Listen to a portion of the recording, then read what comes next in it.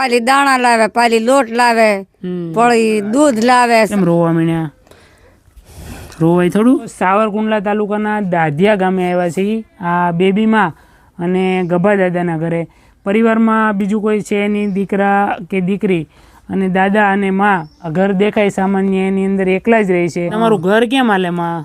ઘર તો બાપા પેલા મજૂરી કરીને ખાતા હતા, હવે તો નથી હાલતું. હવે તો ગામમાં બાબા જાય છે, પાલી દાણા લાવે, પાલી લોટ લાવે, પળી દૂધ લાવે, સા મોરસ દે તે એ લાવે ને એને ગુજરાન કરીએ. લ્યો, તમારા દીકરા દીકરી કઈ છે? નહીં નહીં નહીં, મારા દીકરા દીકરી કાંઈ નથી. પેલા હું તમે કામ કરતા માં?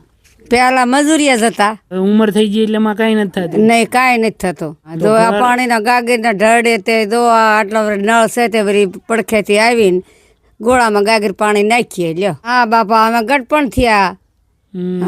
અમારા ગટપણ આ પગ ભાંગી ગયા, હા પગ જ ન હરતા નથી. દાદાને શું તકલીફ છે?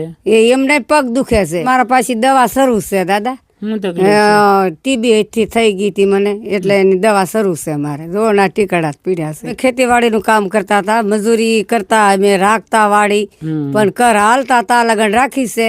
અને અટાણે હવે ભાગી ગયા એટલે કાંઈ જતા દાડીએ નથી જતા ને કાંઈ નથી જતા. હવે ચાય 4-5 વર્ષ ગામના પીડા થઈને જઈ ગામમાં પાલી દાણા દે દઈ આવે દે.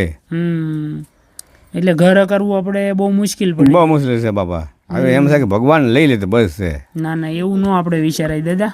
શું કરવું બીજું? કેમ રોવા મીણ્યા? રોવાય થોડું? હે દાદા? રોવાય નહીં હો. તો શું કરું બાપા, બીજો કર હારે ક્યાં શકું?